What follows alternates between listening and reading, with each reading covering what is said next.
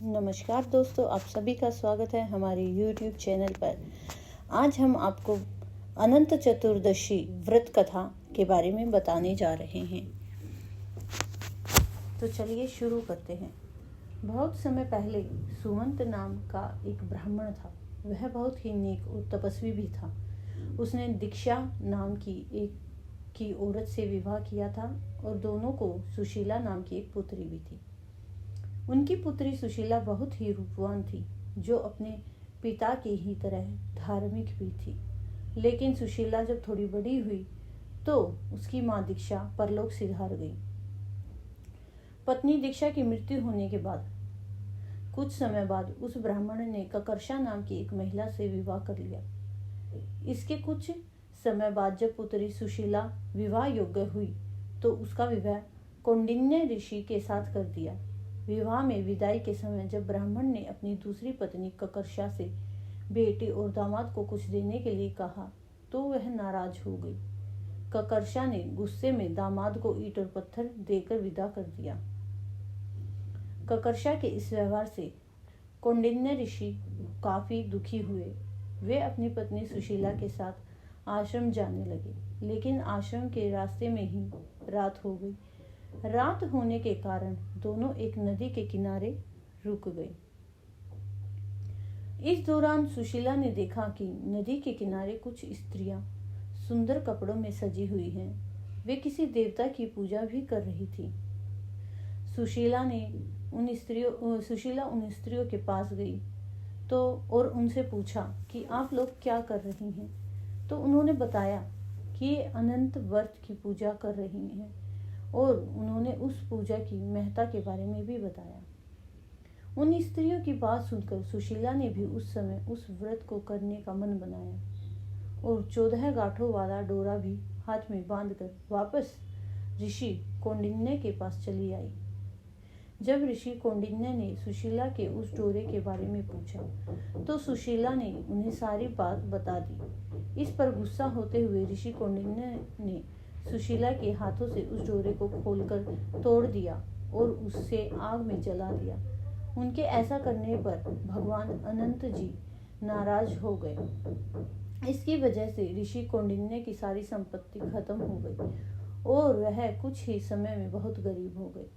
इससे ऋषि कौंडिन्य बहुत ही दुखी रहने लगे।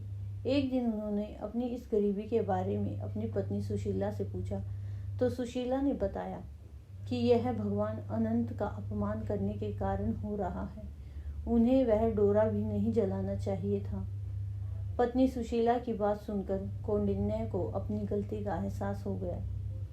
इसका पश्चाताप करने के लिए वे तुरंत उसी जंगल में गए। अनंत डोरे की खोज करने लगे। कई दिनों तक वह जंगल में भटके, लेकिन उन्हें अनंत डोरा नहीं मिला। एक दिन जंगल में वो बेहोश होकर गिर गए। तभी उसके सामने भगवान अनंत प्रकट हुए। उन्होंने ऋषि कौंडिन्य से कहा, हे कौंडिन्य, तुमने अनजाने में ही सही लेकिन मेरा अपमान किया था। उसी की वजह से तुम्हें ये सारे दुख झेलने पड़े हैं।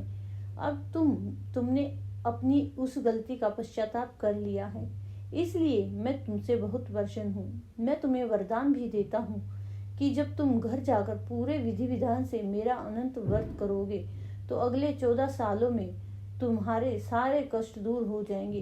तुम हर तरह के सुख से संपन्न हो जाओगे।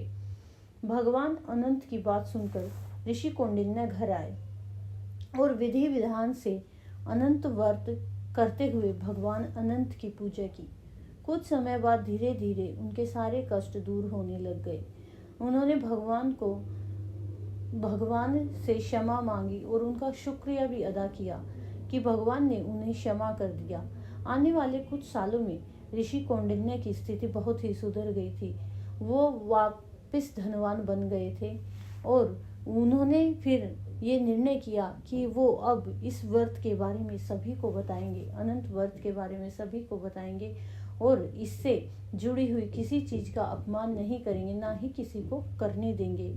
ऐसा करने से सभी के घर में धन लाभ होता है तथा यह व्रत बहुत ही महत्वपूर्ण है। इसको करने से सबके सुख प्राप्त होता है। जो भी इस व्रत को करता है उसकी सभी इच्छाएं पूरी होती हैं, तथा इस व्रत का अपमान करने वाले का वही हाल होता है जो कौंडिन्य ऋषि का हुआ। वह धन सम्मान सब गवा बैठता है। इसीलिए हमें भगवान अनंत की पूजा करनी चाहिए और उनका अपमान नहीं करना चाहिए। इस तभी से यह अंत चतुर्दशी व्रत की कथा बहुत ही ज़्यादा विख्यात हो गई। तब अब बहुत से लोग यह व्रत करते हैं तथा बहुत से लोग नहीं करते हैं।